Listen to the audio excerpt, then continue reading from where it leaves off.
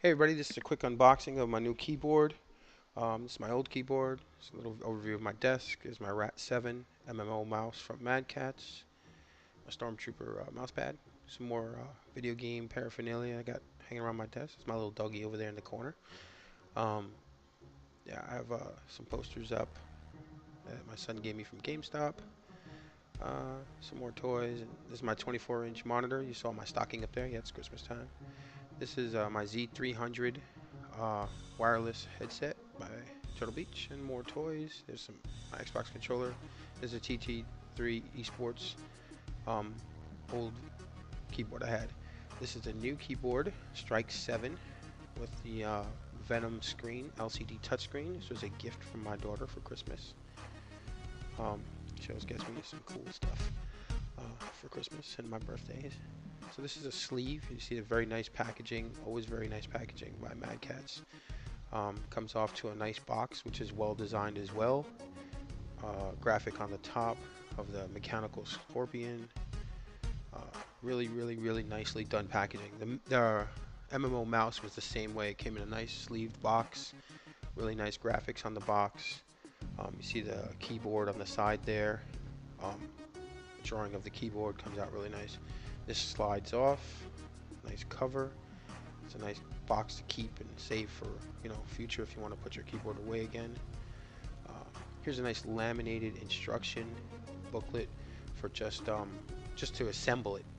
The keyboard is pretty nice. Comes in a lot of pieces, and this is just again the scorpion on the top. Comes in 3 languages.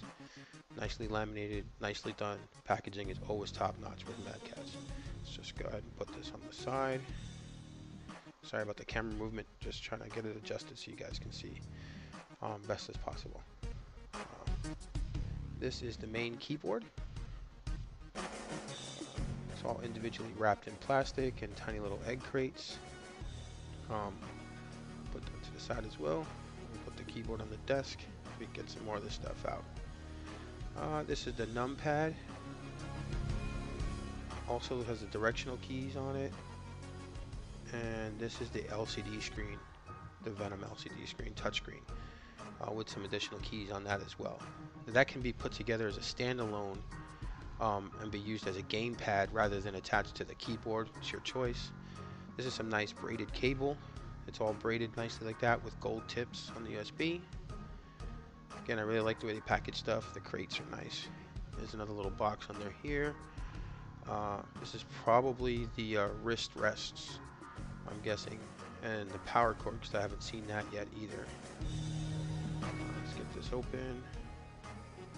I see. Okay. Now this little booklet here, this is just booklets about the keyboard. It actually says that you need internet access because the only way to get the drivers for this keyboard is to download them. It doesn't come with a CD or any other way to do it. This little box here comes with alternate keys, which you'll see on the keyboard later. The alternate keys and the keyboard, the key puller allows you to have a set of rubberized WASD keys and arrow keys, or like heavily etched keys, so you can feel the difference. That's a little wrench and some screws to put everything together, and there was a little braided cable if you needed an extended cable in there, if your cable wasn't long enough. And just like I said, here's the armrest. This is the first one to the left that goes by the WSD keys. This is a very nice little hand rest. It also comes with a little button and wheel mouse that you can set. These are some macro keys that go along the side of the keyboard, or you can set them to the separate little numpad if you're going to use it as a game controller. More hand rests. This is the center one, and this is the end one. Where's that power cable? There it is. Power cable's here. So I'll get this all set up so you can see exactly what it looks like here. And here we are set up, all lit up. Keyboard's pretty nice. The WASD keys I put in with the little rubberized so you can feel them without looking. Now this is what I was saying about this little armrest. You push the button in and it lifts up, so now your hands are arched above the WASD key, so it's more comfortable. Helps with the carpal, but they all slide out to meet the distance you need depending on how long your fingers are, which is very nice. depending on how long your fingers are and the comfort level you're looking for. So they all slide out to meet your needs. All very customizable, just like the Rat MMO7 mouse. The back piece slides out, the wings on the side spread out more depending on how large your hand is, so it's all customizable. This is a quick look at the LCD screen. I'm going to come back to this with a better view, clearer. 3 keys on the side. There's the reset button that's under the icon, the red claw icon.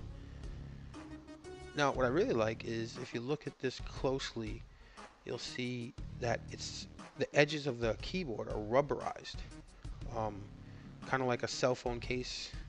They have that smooth black rubber on it. Feels really nice to the touch rather than the hard plastic. The keys, on the other hand, are hard plastic, but this is everything pretty much that comes in the package. Clear view of everything that I've just pulled out for you guys. So let's take a look at the keyboard up close, and we'll do the LCD screen now. It's a Strike 7 keyboard. As you can see, I got it all lit up here. Had to darken the video a little bit so you can see things a little bit clearer.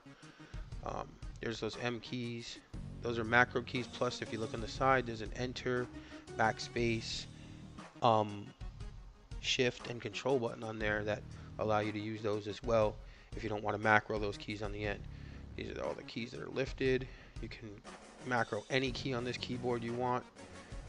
There's some up there by the arrow keys, the C1 through 5, as you see.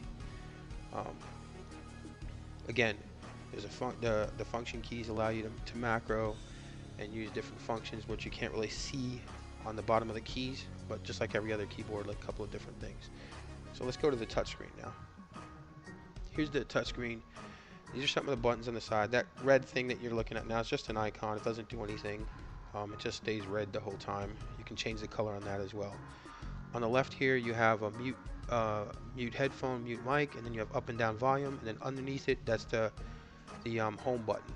You click that to bring it home. These 3 buttons along the side here allow you to quick shift into different light modes. So if you wanted to change the lights on the keyboard, which I'll do later in a few minutes actually, you can just, if you set them up to whatever colors you want to, show at that point, you can just click those buttons and it will do a quick change to whatever you have preset. You can also use them for other macro uses to preset other things. So let's get to the actual LCD screen. These are all the main ones on the regular menu. That one down there is my TeamSpeak. Here's a little clearer view of it. Sorry for the shaky camera, trying my best here. So when I hit that one, it takes me to the launcher. Launcher shows all the little launch icons that I've set up already. And you can set these up so you can launch any program you want. I just put a bunch in here so you guys can see what you can launch from there. So if I hit any one of those, it'll launch the program. I hit the home key again.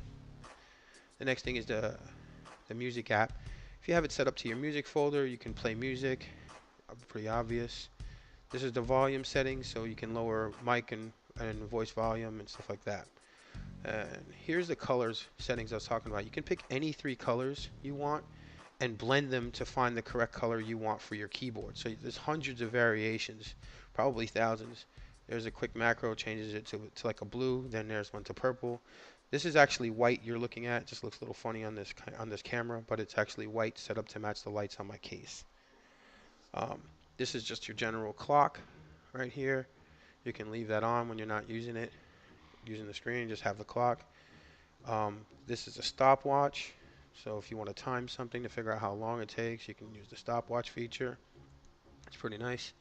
The next one is something for you WoW players, Dota players, or stuff. It's 3 timers that you can set. So people play Dota and League of Legends, when you kill those things on the board and they're going to come back to life, you can set timers so you know when they're going to come back and you can go kill them again. This next one here is a Windows lock key.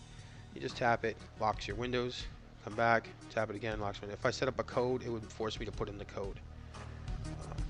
Here's my general settings. I have it as set to Great Britain. They do have a US setting, but it's pretty much the same. Here's the brightness of the LCD, what time I want it to shut off.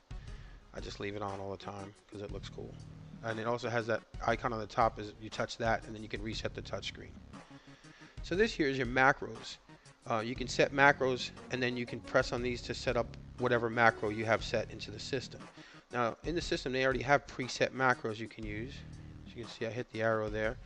I have nothing loaded up. But if I go back and I load something up, which I'll do right now, see I have WoW loaded up right now. It was that easy. Just click on the menu and hit WoW. So now it's showing that I have WoW loaded up as the menu. So now when I go to the macro, which I'll do here, bam, it shows me all the little WoW icons. I don't know what any of these mean because I don't play WoW, but it shows me little icons that I have set, that they have set to the WoW. Same thing with Minecraft. All this stuff, like if I'm in game, it'll just switch it into my hands automatically. Same thing with Photoshop. You can use Photoshop icons quick tools that you use rather than clicking on them. You can just click it there, and then it'll be on your mouse and be usable. League of Legends, and again, these are all macros that are set up by in the system, but you can set your own for whatever you choose the preference to be, for whatever game you're using or whatever program you're using. You can do that. This is for Skyrim. Have no idea. I don't play Skyrim. I just want to show you guys some of the different macros that you can set up. I like to keep it on Minecraft because I do play a little Minecraft here and there, and it's quick and easy. This is a memo pad. Memo pad allows you to type in memos to keep for yourself, maybe passwords or secret codes, or if you're playing a certain way, you can go look into your journal and see. I can type on my keyboard here and it saves it, and I can just go back and look at it later, and you just hit delete and it's gone. I don't foresee me using that in the future. You never know. TeamSpeak.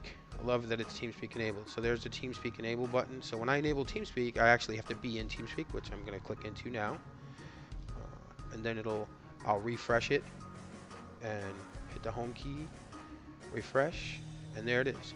Last channel I was in was Domino's channel when I was watching her stream.